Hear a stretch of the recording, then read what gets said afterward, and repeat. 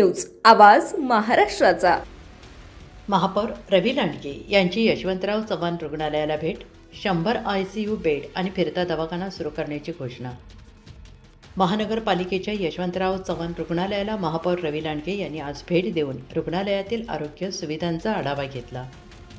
पिंपरी चिंचवड शहरासह पुणे ग्रामीण भागातील मोठ्या संख्येनं गरजू आणि गरीब रुग्ण उपचारासाठी या रुग्णालयात येत असल्याने त्यांना अधिक चांगल्या आणि दर्जेदार सुविधा कशा देता येतील यावर यावेळी चर्चा करण्यात आली।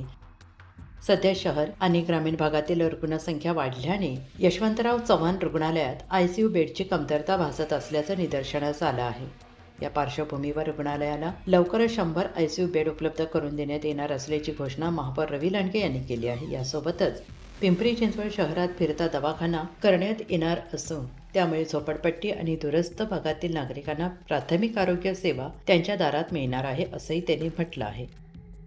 थेरगाव येथील कॅन्सर रुग्णालय तसेच तलेरा रुग्णालयातील बर्निंग वॉर्ड येथेच अधिक चांगल्या आरोग्य सुविधा उपलब्ध करून देण्यासाठी प्रयत्न करण्यात येतील, असे मत महापौर रवी लांडगे यांनी व्यक्त केले आहे।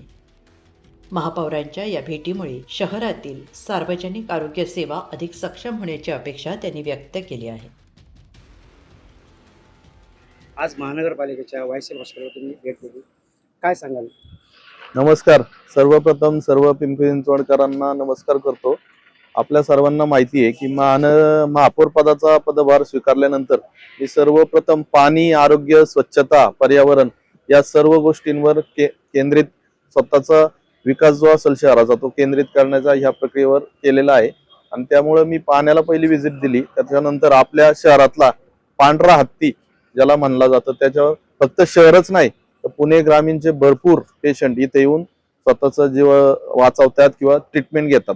असं YCM हॉस्पिटल आणि आता सरांनी मला प्रेझेंटेशन मध्ये सांगितलं की अख्ख्या महाराष्ट्रात मुंबई महानगरपालिकेनंतर सर्वात चांगली आरोग्य सेवा कोण देतात असं तर पिंपरी चिंचवड महानगरपालिका देते। आणि पिंपरी चिंचवड महानगरपालिकेत फक्त शहरातील नव्हे तर 35% बाहेरचे पेशंट इथे येऊन ट्रीटमेंट देतात। त्यामुळे अजून आरोग्य सेवा कशी वाढवण्यात येईल याकडे आम्ही पूर्णपणे प्रयत्न करणार आहोत। तुमच्या डोक्यातली कल्पना काय आहे? माझ्या डोक्यात हे आता ICU जे आहेत इथे 48 ICU आहेत YCM मध्ये, पण ते अपुरेच पडतात। ते खूप कामगार नगरी असल्यामुळे खूप गरीब पेशंट येते उपचारासाठी येत असतात, जे थकलेले असतात, मानसिक दृष्ट्या पण त्यांचं सर्व मोरल डाऊन झालेलं असतं। अशा लोकांना अजून आम्ही 100 बेड या 5 वर्षात कसे करता येतील त्यासाठी प्रयत्न करणार आहोत। आणि सौभाग्याने 7व्या मजल्यावर पूर्ण जागा सरांनी सांगितली, त्याला फक्त डेव्हलप करायची आणि बेड आणि फर्निचर आणून मॅन पॉवर तिथं उपलब्ध करून द्यायची।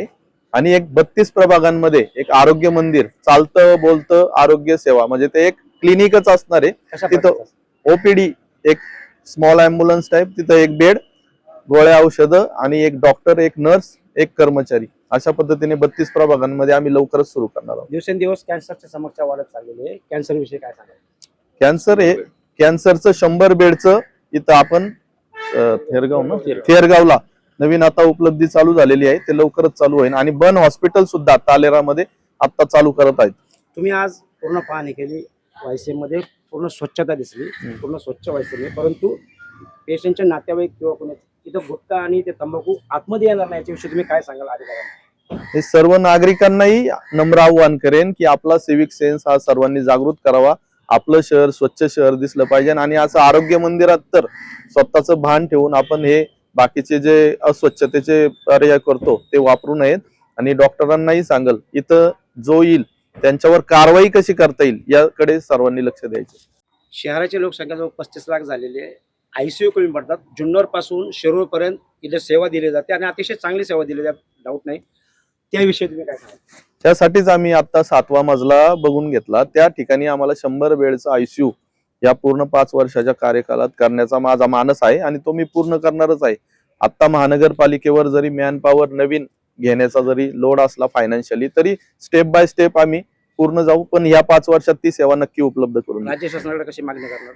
राज्य शासन भरपूर पेशंट असतात, कारण तेच सरांनी जे सांगितलं शहर सोडून 35% पेशंट बाहेरचे आहेत, त्यामुळे ICU हे येत्या 5 वर्षात ते गरजेचेच आहे। आणि 100 ICU आम्ही नक्कीच राज्य शासन आणि महानगरपालिका मिळून नक्कीच उपलब्ध करून देऊ। पुणे तसेच पिंपरी चिंचवड आणि महाराष्ट्रातील महत्त्वाच्या आणि ताज्या बातम्या पाहण्यासाठी महाराष्ट्र 18 न्यूज चॅनलला यूट्यूबवर सबस्क्राईब करा आणि बेल आयकॉन प्रेस करा.